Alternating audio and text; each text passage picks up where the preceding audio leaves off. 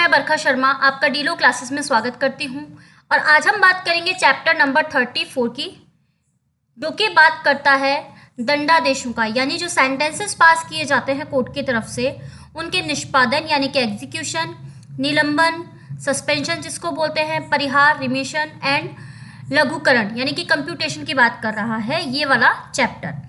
ठीक है, हमने YouTube पे कंप्लीट कर ली है हमारे BNS की सीरीज। उम्मीद कर रही हूँ आप लोग देख रहे होंगे, क्योंकि जो RJS आया है हमारा उसमें नए और पुराने दोनों लॉ आ रहे हैं। तो जिन लोगों ने BNS को नहीं देखा है अभी तक इस एक्ट की शक्ल भी नहीं देखी है, वो जाके देख सकते हैं। कंप्लीट आपको YouTube पे मिल जाएगा।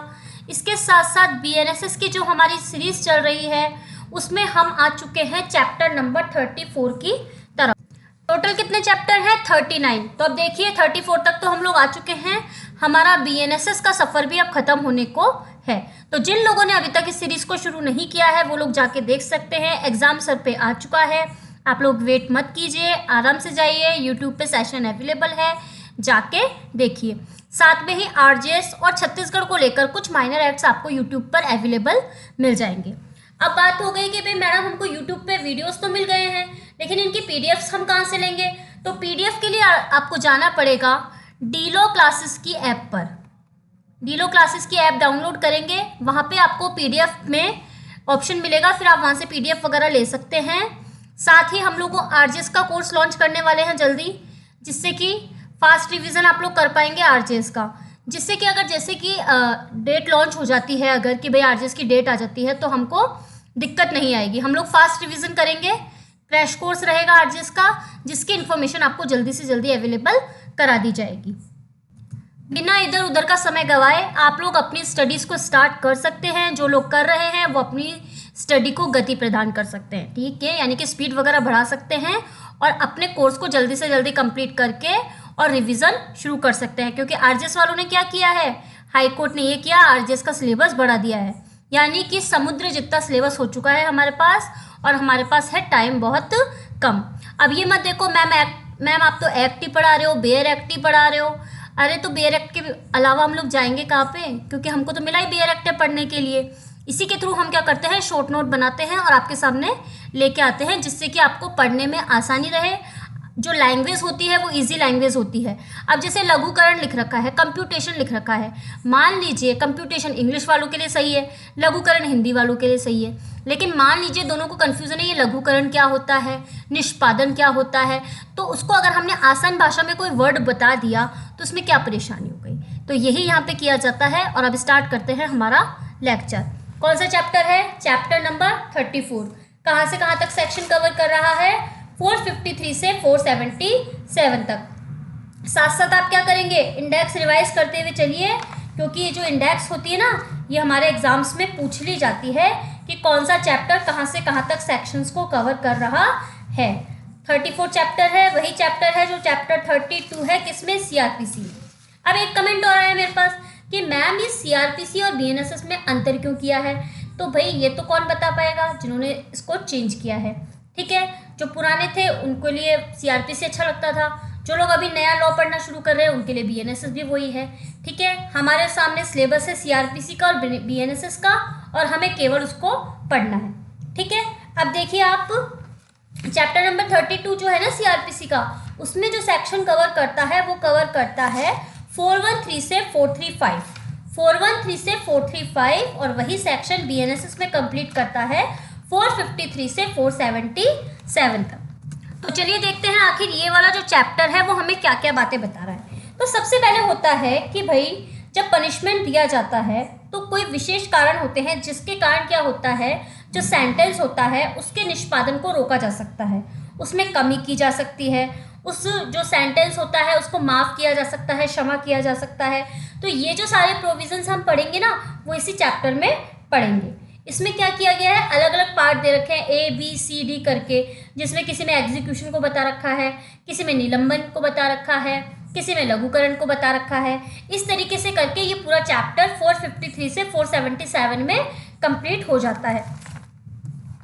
देखिए जैसा कि आप लोग जानते हैं, हम जब भी किसी चैप्टर को स्टार्ट करते हैं तो उसके एक इंडेक्स मेंटेन करते हैं। इंडेक्स मेंटेन करने से क्या होता है कि हमें उस चैप्टर का आइडिया लग जाता है कि ये चैप्टर हमें कौन कौन से पॉइंट्स के बारे में बताएगा। तो सबसे पहले जो सेक्शन आता है वो आता है 453 से 456।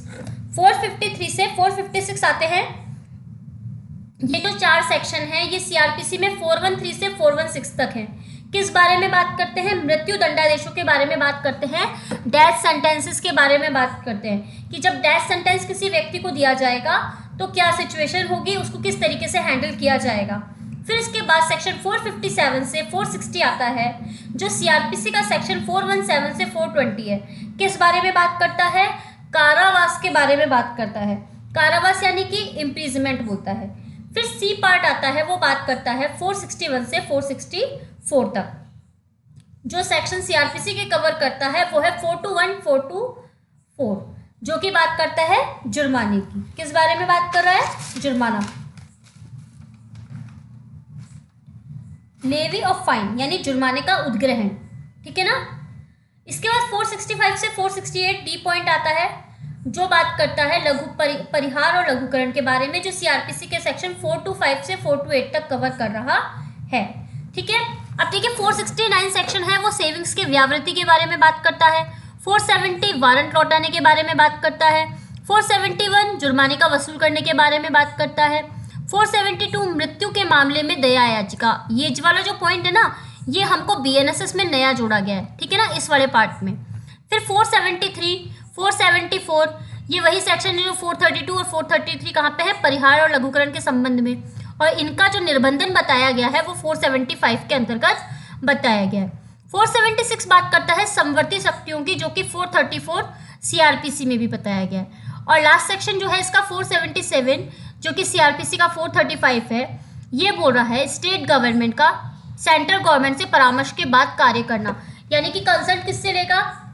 परामर्श वगैरह किससे लेगा? जो सेंट्रल गवर्नमेंट है उससे परामर्श लेके स्टेट गवर्नमेंट काम करेगा, ठीक है। आई बात समझ में? तो बढ़ते हैं हम लोग आगे। सबसे पहले 453 से 456 सेक्शन देखेंगे जो बात करते हैं डेथ सेंटेंस के बारे में, मृत्यु दंडादेशों के बारे में बात करते हैं।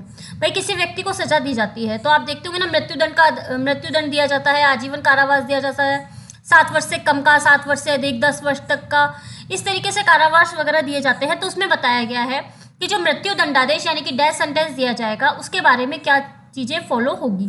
सेक्शन जो 453 है सीआरपीसी का, सबसे पहले वो सेक्शन बात करता है कि 409 के अधीन दिए गए आदेश का निष्पादन, वही सेक्शन है जो 416 है सीआरपीसी का, ठीक है।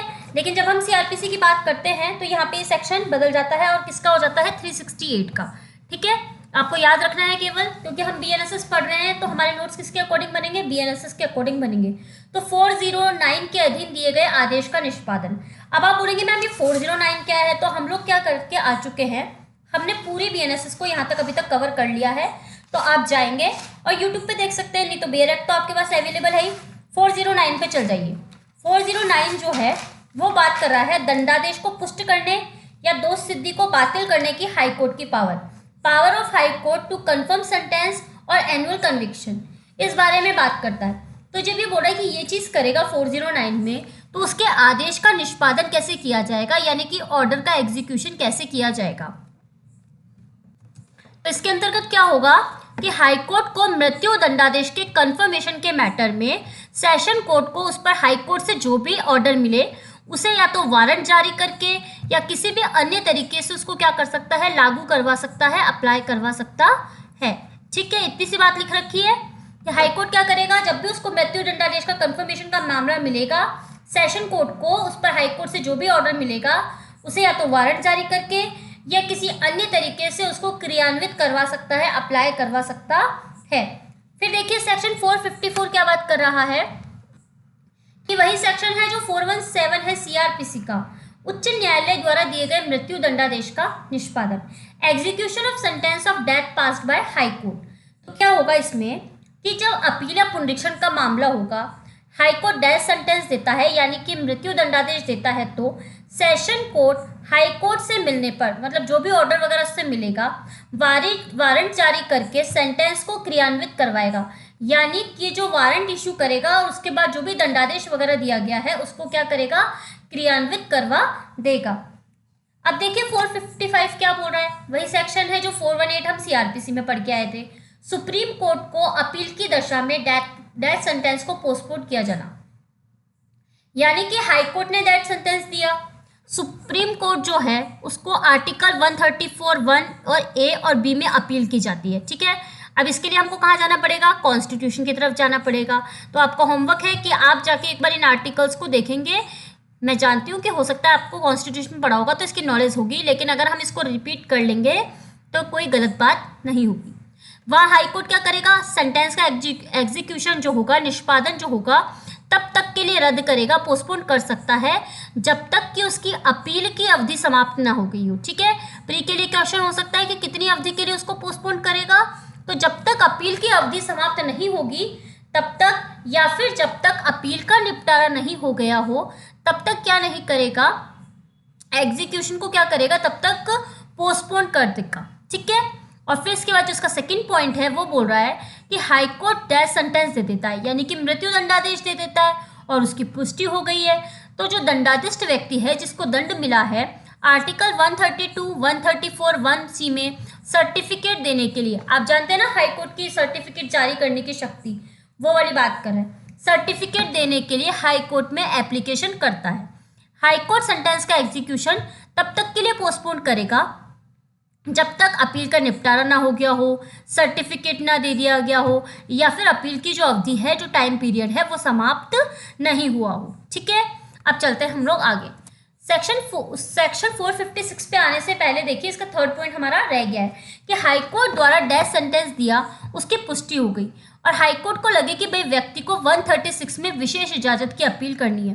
ठीक है, तो वो क्या करेगा, जितनी अवधि अपील के लिए आवश्यक हो तब तक उसकी जो अर्जी होगी पोस्टपोन कर सकता है। ठीक है, कब तक के लिए, जब तक अपील के लिए आवश्यक है तब तक उसकी अर्जी क्या कर सकता है, पोस्टपोन कर सकता है, उसकी एप्लीकेशन को क्या कर सकता है, रोक सकता है, उस पर स्टे लगा सकता है। ठीक है, अब सेक्शन 456 देखिए, 419 सीआरपीसी का है, वही बात है। अब कोई गर्भवती महिला है, यानी कि प्रेग्नेंट वुमेन है, अब उसने कोई ऐसा अपराध कर दिया कि भाई उसको दिया गया है मृत्यु दंड। ठीक है, या मान लीजिए किसी महिला को मृत्यु दंड का पनिशमेंट दिया गया और बाद में पता चला कि भाई जितनी अवधि में उसको रखा गया कि भाई ये तो है ना प्रेग्नेंट थी। ठीक है, तो अगर गर्भवती महिला है तो उसका कैसे लघुकरण किया जाएगा, तो हाईकोर्ट क्या करेगा, जो उसका मृत्यु दंडादेश है उसको आजीवन कारावास में, यानी कि लाइफ इम्प्रिजमेंट में, क्या होता है एलआई, आजीवन कारावास, आजीवन कारावास में इसको बदल देगा। ठीक है, आई बात समझ में। ये वाला हमारा कई बार प्री का क्वेश्चन आ जाता है यूं की यूं कि गर्भवती महिला को मृत्यु दंडादेश का लघुकरण किस तरीके से किया जाएगा। ठीक है, अब इसके बाद आ जाएंगे हमारे बी नंबर के पॉइंट पे, जो बात करता है कारावास के बारे में, 457 से 460। सबसे पहले जो 457 सेक्शन है वो ही सेक्शन है जो हम सीआरपीसी में 417 को पढ़ के आते थे, कारावास का स्थान नियत करने की शक्ति, यानी कि power to appoint place of imprisonment. सबसे पहले क्या होगा, स्टेट गवर्नमेंट डायरेक्शन देगी कि जिस व्यक्ति को कारावासित किया गया है, यानी कि जेल में डाला गया है, उसे किस स्थान में परिरुद्ध किया जाएगा, यानी कि उसको किस स्थान में रखा जाएगा। यदि कोई व्यक्ति बीएनएसएस के अकॉर्डिंग कारावास या अभिरक्षा में सुपुर्द किया जाता है तो वो सिविल जेल में है तो उसको क्या करेंगे, दांडिक जेल में भेजने का, यानी कि क्रिमिनल जो जेल होती है उसमें भेजने का ऑर्डर दे देंगे। दांडिक जेल में से सिविल जेल में भी भेजा जाता है, तो क्रिमिनल जेल में उसके भेजे जाने से 3 मास बीत गए हों, सेक्शन 58 में सिविल जेल में छोड़ा गया समझा जाएगा। ठीक है, जनरल बात है। अब बढ़ते हैं हम लोग आगे।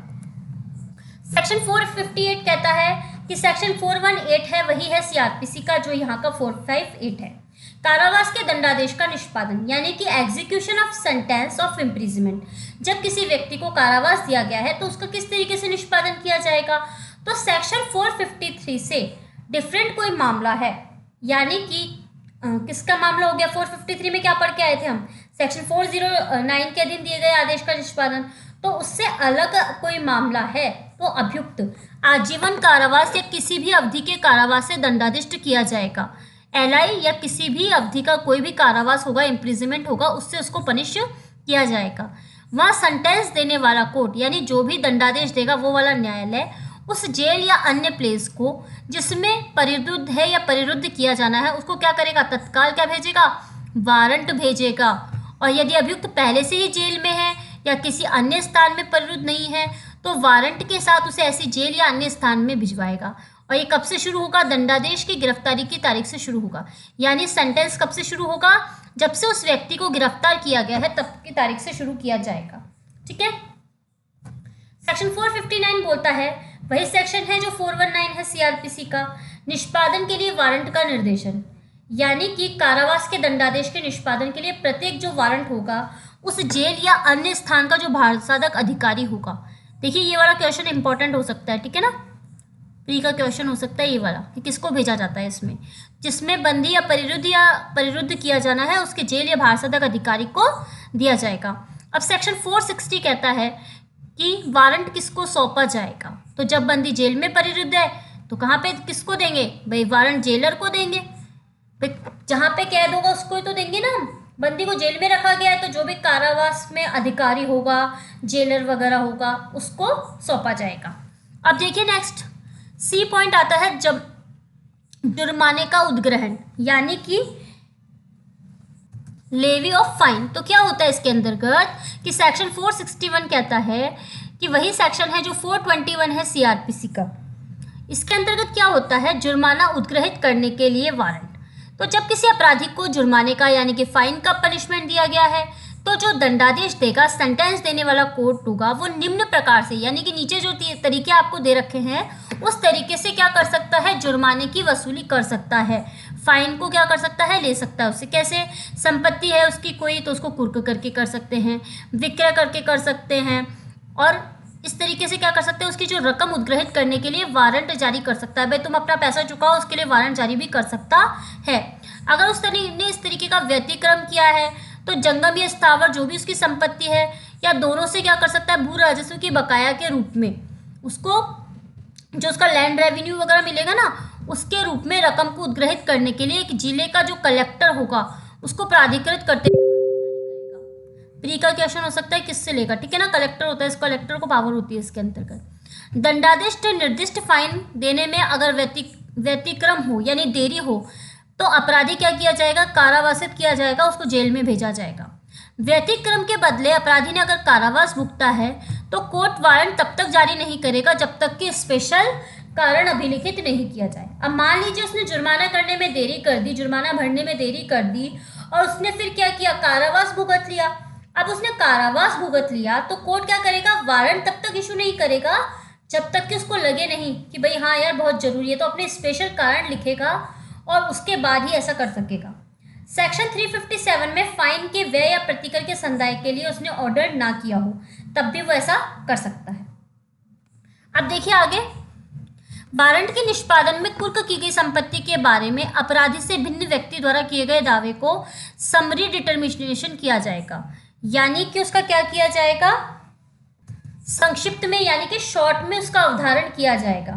वारंट के निष्पादन में जो प्रॉपर्टी अटैच की गई है उस संपत्ति के बारे में कोई अपराधी से भिन्न व्यक्ति है, उसने कोई दावा किया है तो दावे को जो संक्षिप्त अवधारण होता है यानी कि समरी डिटर्मिनेशन होता है उसके बाद कर सकता है ऐसा। और कलेक्टर वारंट जारी कर उस रकम को भू राजस्व यानी कि लैंड रेवेन्यू की तरह क्या कर सकता है? रिकवर कर सकता है, उससे ले सकता है।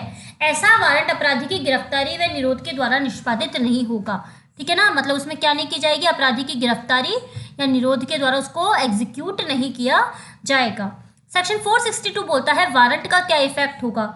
वही सेक्शन है जो हमको 422 सीआरपीसी में बताया गया है, इफेक्ट ऑफ वारंट। तो 461 के क्लोज 1 में जारी वारंट उस कोर्ट को जो भी कौन सा है? स्थानीय है, जुरिस्डिक्शन के अंतर्गत एग्जीक्यूट कराया जा सकता है। मतलब जिस भी कोर्ट का ये कोर्ट है यहाँ पे, तो इसका जो लोकल जुरिस्डिक्शन है मान लीजिए यहाँ तक है, तो यहाँ तक ही क्या किया जाएगा? उसको एग्जीक्यूट किया जाएगा। ऐसी अधिकारिता के बाहर की और विक्रय उस दशा में प्राधिकृत करेगा जब डीएम द्वारा यानी कि डिस्ट्रिक्ट मजिस्ट्रेट के द्वारा लोकल जुरिस्डिक्शन में ऐसी प्रॉपर्टी प्रस्तांकित की जाए, ठीक है, तब कर सकता है, अदरवाइज नहीं कर सकता। अधिकारिता के बाहर उसको करना होगा तो डीएम क्या करेगा? उस लोकल जुरिस्डिक्शन में उस प्रॉपर्टी को प्रस्तांकित करेगा। अब सेक्शन 463 कहता है कि वही सेक्शन है जो 423 है सीआरपीसी का। जुर्माने के उद्ग्रहण के लिए किसी ऐसे राज्य क्षेत्र के न्यायालय द्वारा जिस पर संहिता का विस्तार नहीं है जारी किया गया वारंट।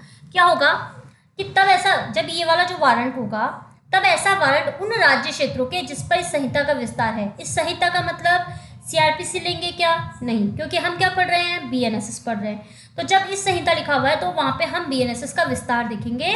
किसी न्यायालय द्वारा 421 के क्लोज 1 और बी के अधीन जारी किया गया वारंट समझा जाएगा और तदनुसार उसके जो प्रोविजन होंगे किसके, जो 421 के क्लोज 3 थे उसके प्रोविजन यहाँ पे अप्लाई हो जाएंगे। सेक्शन 464 कहता है, सेक्शन 424 जो सीआरपीसी का है वही सेक्शन है, कारावास के दंडादेश के निष्पादन का निलंबन, यानी कि suspension of execution of sentence of imprisonment. तो इसके अंतर्गत क्या होता है, अपराधी केवल फाइन से अगर पनिश किया जाए और इसमें देरी करने पर कारावास का दंड दिया जाए तो कोर्ट ऑर्डर देगा कि फाइन ऑर्डर की डेट से 30 दिन के अंतर्गत पूरा दिया जाएगा, या फिर कैसे दे सकता है, किश्तों में दे सकता है। प्री का क्वेश्चन है कि किस तरीके से वो संदाय कर सकता है, ठीक है। और न्यायालय कारावास का दंडादेश तुरंत दे सकता है यदि तुरंत दंड नहीं दिया जाए, यानी कि जल्दी से जल्दी अगर धन को नहीं देता है, ये व्यक्ति बंद पत्र लिखने में असफल रहता है तो क्या कर सकता है, कारावास का दंडादेश तुरंत भी दे सकता है। अगर वो जल्दी से जल्दी धन का संदाय नहीं करता, बंद पत्र नहीं लिखता, तो जो न्यायालय होता है कारावास का दंडादेश तुरंत ही दे सकता है। अब देखिए डी पॉइंट क्या बोल रहा है, 465 से 468 निष्पादन के बारे में साधारण उपबंध, यानी कि जनरल प्रोविजन रिगार्डिंग एग्जीक्यूशन। तो सबसे पहले 465 बोलता है वारंट कौन जारी करेगा, तो न्यायाधीश, मजिस्ट्रेट या उसके द्वारा जो पद उत्तरवर्ती होता है, जो ऊपर का अधिकारी होता है ना, न्यायाधीश, मजिस्ट्रेट या उसके पद उत्तरवर्ती द्वारा। Every warrant for the execution of a sentence may be issued either by the judge or magistrate who passed the sentence by his successor in office। जो उससे बढ़ा होगा वो करेगा। फिर 466 कहता है कि 426 वही सेक्शन है सीआरपीसी का जो बीएनएसएस का है, निकल भागे सिद्ध दोष पर दंडादेश कब प्रभावी होगा, यानी कि sentence on escaped convict when to take effect. तो निकल भागे सिद्ध दोष को डेथ यानी कि मृत्यु दंडादेश, एलआई यानी कि आजीवन कारावास, फाइन यानी जुर्माने का अगर पनिशमेंट दिया है तो वो दंडादेश क्या होगा, सेंटेंस क्या होगा, तुरंत ही प्रभावी होगा। और जब ऐसे व्यक्ति को कारावास का पनिशमेंट दिया जाएगा तो कठोरतक दंडादेश होने पर, यानी कि उसके द्वारा अगर कठोर दंडादेश दिया जाता है, नया दंडादेश तुरंत प्रभावी होगा। कठोरतम किस्म का दंडादेश ना हो तो अतिरिक्त अवधि का कारावास भोगने के बाद प्रभावी हो जाएगा। कठोर कारावास का पनिशमेंट सादा कारावास से कठोरतर माना जाएगा, यानी सादा कारावास से कठिन होगा कौन सा, कठिन कारावास, ठीक है। अब सेक्शन 467 बोलता है ऐसे अपराधी को दंडादेश जो अन्य अपराध के लिए पहले से दंडादेश है। तो कारावास अगर पहले से भुगतने वाले व्यक्ति को बाद में दोष सिद्धि पर कारावास या आजीवन कारावास का पनिशमेंट दिया जाए तो जब तक कोर्ट डायरेक्शन ना दे, कोर्ट को ना लगे, तो बाद वाला दंडादेश पूर्व दंडादेश के साथ भुगता जाएगा, पहला और बाद वाला। और ऐसा कारावास आजीवन कारावास उस कारावास के खत्म होने पर प्रारंभ होगा जिसके लिए वो पहले से दंडादेश किया गया है। जनरल बात है, कोई दिक्कत नहीं, आप एक रीड आउट करके इसको छोड़ सकते हैं। अब कह रहा है कि सेक्शन 466 कि अभियुक्त द्वारा भोगी गई निरोध की अवधि का कारावास के दंडादेश के विरुद्ध मुजरा किया जाए, ठीक है। देखिए ये दोनों जो सेक्शन है ना, इनको केवल एक रीड आउट करके अपन छोड़ सकते हैं, 468 और 469, ठीक है। तो ये आप लोगों के लिए होमवर्क है कि आप इसको करेंगे, ये वाला, इसको रीड आउट करके छोड़ देना। आपको लगे कि भाई कोई पॉइंट लग रहा है कि हमको अंडरलाइन करना है तो जस्ट अंडरलाइन कर लेना, अदरवाइज इतना इंपॉर्टेंट नहीं है।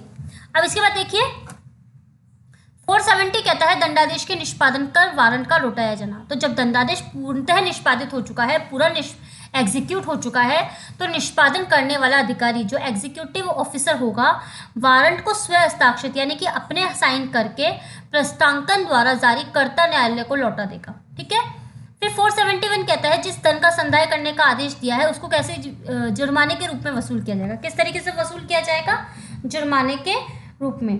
कोई धन जो जुर्माने से अलग है, इस संहिता के अधीन किए गए किसी आदेश के आधार पर संदेह है और जिसकी वसूली का ढंग अभिव्यक्त रूप से अन्यथा उपबंधित नहीं है, मतलब वो किस तरीके से चुकाया जाएगा ये अगर बताया नहीं किया है तो ऐसे वसूल किया जाएगा कि मानो वो जुर्माना है, ठीक है। अब देखिए लास्ट के 7 सेक्शंस बचे हुए हैं इसके। सबसे पहले आता है परिहार और लघुकरण। तो 472 एक नया सेक्शन है बीएनएसएस का, इंपॉर्टेंट हो सकता है क्योंकि इस वाले पार्ट में नया सेक्शन है, ठीक है। मृत्यु दंडादेश मामलों में दया याचिका। तो मृत्यु दंडादेश में सिद्ध दोष व्यक्ति या उसका विधिक प्रतिनिधि या कोई अन्य संबंधी, ये व्यक्ति है, इसका कोई विधिक प्रतिनिधि लीगल रिप्रेजेंटेटिव या फिर अदर पर्सन, यदि उन्होंने पहले दया याचिका प्रस्तुत नहीं की हो, इन लोगों ने किसी ने कोई दया याचिका नहीं दी हो, जिसको बोलते हैं मर्सी पिटिशन, ठीक है ना। मर्सी पिटिशन का कॉन्सेप्ट और इम्पॉर्टेंट है, ध्यान रखना, शॉर्ट नोट वगैरह भी आ सकता है इस पर। तो यदि उन्होंने पहले से कोई दया याचिका नहीं की है तो आर्टिकल 75 में राष्ट्रपति और 161 में राज्यपाल को क्या कर सकते हैं, गवर्नर को वो फाइल कर सकते हैं इस तरीके की दया याचिका।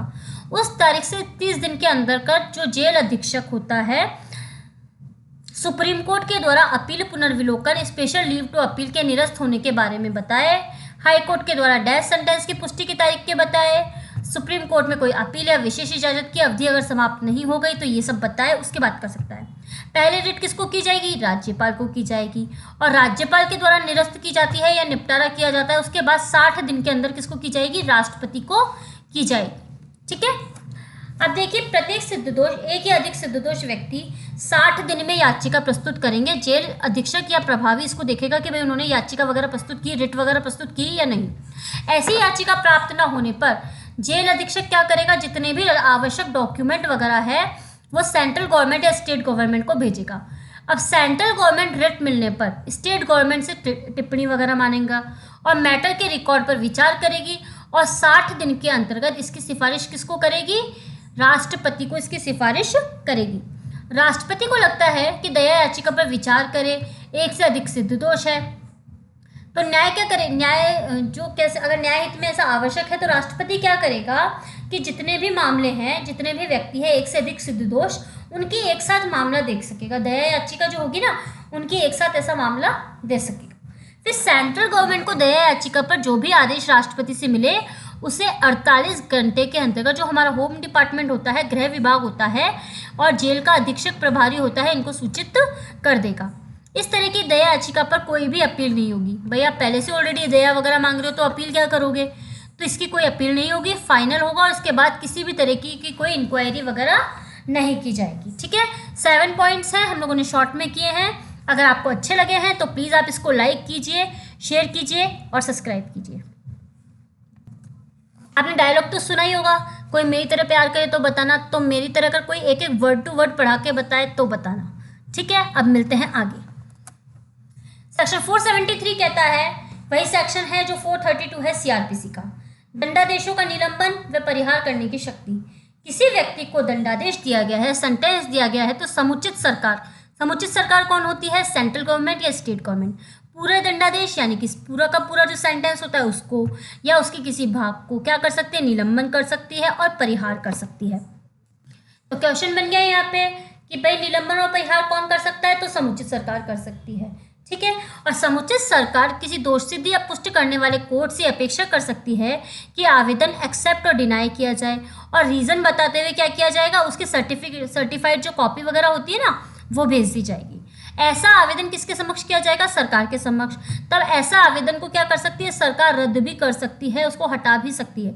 यदि वह व्यक्ति जिसे दंडादेश दिया गया है, सेंटेंस पास किया गया है जिसके खिलाफ, वो फ्री है तो उसे बिना वारंट के गिरफ्तार किया जा सकता है। फ्री मतलब अगर बाहर घूम रहा है और बचे हुए भाग को उसको भोगने के लिए कह सकता है कि भाई जो भी तुम्हारा हिस्सा बचा है जेल भुगतने का वो तुम भोगोगी। और वह शर्त जिसमें दंडादेश का निलंबन परिहार किया जाए पूरी की जाने वाली हो, उसकी इच्छा पर आश्रित ना हो। मतलब जो भी शर्तें वगैरह दी जाएगी उसको पूरा करना उसके लिए ज़रूरी होगा, उसकी इच्छा पर नहीं होगा कि मैं ये शर्त मानूंगा, मैं ये शर्त नहीं मानूंगा, ठीक है। और समुचित सरकार दंडादेशों के निलंबन और परिहार के संबंध में साधारण या विशेष आदेश से निर्देश कर सकती है। ऐसे प्रावधान ऐसे आदेशों को भी लागू होंगे जो किसी व्यक्ति की स्वतंत्रता को निर्बंधित करते हैं या उसकी प्रॉपर्टी पर कोई लायबिलिटी करते हैं। यानी कि किसी व्यक्ति की स्वतंत्रता को अगर रोक रहे हैं या किसी जो उसकी प्रॉपर्टी वगैरह है उस पर कोई दायित्व वगैरह अधिरोपित कर रहे हैं, तो ये जो प्रोविजंस होंगे वो उस पर भी अप्लाई हो जाएंगे। अब देखिए, मैंने आपको शुरू में बता दिया था कि समुचित सरकार क्या होती है, लेकिन इसका जो 7वां पॉइंट है ना, उसने आके हमको बताया आखिर में कि समुचित सरकार क्या होगी। तो समुचित सरकार होती है हमारे सेंट्रल गवर्नमेंट, जिसे कि केंद्रीय सरकार कहता है, स्टेट गवर्नमेंट जिसे कि राज्य सरकार कहा जाता है। अब देखिए, यहाँ बता रहा है दंडादेश को लघुकरण करने की शक्ति। तो समुचित सरकार क्या कर सकती है, दंडादेश व्यक्ति की सहमति के बिना, चाहे से उसकी परमिशन ले या ना ले, क्या कर सकती है, डेथ सेंटेंस क्या होता है, जो मृत्यु दंडादेश दिया गया है किसी व्यक्ति को, उसको आजीवन कारावास में परिवर्तित कर सकती है, जिसको कि लाइफ इम्प्रिजमेंट कहा जाता है। लाइफ इम्प्रिजमेंट को 7 वर्ष से कम में, ये लाइफ इम्प्रिजमेंट हो गया, इसको 7 वर्ष से कम में, और 7 वर्ष का कारावास है उसको 3 वर्ष तक। 7 वर्ष से कम के कारावास को जुर्माने में भी कर सकती है। 7 वर्ष तक का जो होगा ना, 7 वर्ष तक का, उसको 3 वर्ष में, और 7 वर्ष से कम का है तो उसको जुर्माने में कर सकती है, और कठोर कारावास को सादा कारावास में टर्न कर सकती है, यानी कि लघुकृत कर सकती है। 475 कहता है कुछ मामलों में छूट या लघुकरण करने की शक्तियों पर निर्बंधन। डेथ को जब एलआई में लघुकृत किया गया है, यानी कि जब डेथ सेंटेंस को किसी व्यक्ति ने, जिसको डेथ सेंटेंस दिया गया है, उसको अगर आजीवन कारावास में बदला गया है, लघुकृत किया गया है, तो जब तक वो व्यक्ति 14 वर्ष का कारावास पूरा नहीं करेगा तब से उससे पहले उसको नहीं छोड़ा जाएगा। ठीक है। अब देखिए 476 क्या कहता है कि सेक्शन 434 सीआरपीसी है, मृत्यु दंडादेशों की दशा में सेंट्रल गवर्नमेंट की समवर्ती शक्ति। तो जो स्टेट गवर्नमेंट होती है वो 473 और 474 में जो उसको शक्तियां दी गई थी डेथ के मामलों में, वो सेंट्रल गवर्नमेंट भी यूज़ कर सकती है, यानी कि स्टेट गवर्नमेंट की जो पावर है वो सेंट्रल गवर्नमेंट भी यूज़ कर सकती है। लास्ट सेक्शन है 477। सेक्शन 435 कहता है सीआरपीसी का कतिपय मामलों में राज्य सरकार का केंद्रीय सरकार से परामर्श करने के बाद कार्य करना। तो 473 और 474 में स्टेट गवर्नमेंट सेंट्रल गवर्नमेंट के दिन कार्य करेगी यदि अपराध का अन्वेषण केंद्रीय अभिकरण के द्वारा किया जाए, सेंट्रल गवर्नमेंट की संपत्ति के दुर्विनियोग के संबंध में हो, कोई नाश के संबंध में हो, नुकसान से संबंधित हो, सेंट्रल गवर्नमेंट की सेवा के व्यक्ति के द्वारा किया जाए जब वो अपने पद के निर्वहन में कर रहा हो। तो ये था हमारा चैप्टर नंबर 34। अब चैप्टर नंबर 34 के बाद कौन सा आएगा? चैप्टर नंबर 35 किस बारे में बात करेगा? बेल के बारे में। तो अब जो नेक्स्ट चैप्टर आएगा हमारा चैप्टर नंबर 35 वो बेल के बारे में आएगा। तो आप लोग हल्का सा उसको रीड करके आना। हम लोगों ने सीआरपीसी में बहुत पढ़ा है बेल को, तो अगर आप एक बार रीड करके आएंगे तो आपको अब समझने में आसानी रहेगी। ठीक है, इंपॉर्टेंट चैप्टर है, आप लोग रीड करके ज़रूर आइएगा। बाकी आपको मेरा पढ़ाया हुआ अच्छा लग रहा है तो प्लीज़ आप इसको लाइक कीजिए, शेयर कीजिए, सब्सक्राइब कीजिए। देखिए लोग पीडीएफ से पढ़ाते हैं, लेकिन मैं डायरेक्ट टाइप के पीडीएफ से नहीं पढ़ाती हूँ। मैं आप लोगों के लिए शॉर्ट समरी करके नोट्स लेके आती हूँ, उनके थ्रू इनको बनाती हूँ। थोड़ी सी वीडियो आने में टाइम लगता है, पर वीडियोस आते हैं, फिर उनकी पीडीएफ आप ऐप से ले सकते हैं। आप लोगों को क्या करना है, प्लीज़ इसको लाइक करना है, शेयर करना है, सब्सक्राइब करना है। अच्छा सा कोई कमेंट कर सकते हैं अगर आपको लगता है कि भाई मेरा पढ़ाया हुआ आपको अच्छा लग रहा है, तो प्लीज़ आप वहाँ पर जाके कमेंट भी कर सकते हैं। और आप टेलीग्राम चैनल से जुड़ सकते हैं, डीलो क्लासेस के नाम से चैनल है, उसमें आप ज्वाइन कर सकते हैं। और पीडीएफ के लिए तो आपको क्या करना है, डीलो क्लासेस की ऐप डाउनलोड करनी है। ठीक है, फिर मिलते हैं हम लोग नए लेक्चर के साथ। Thank you so much.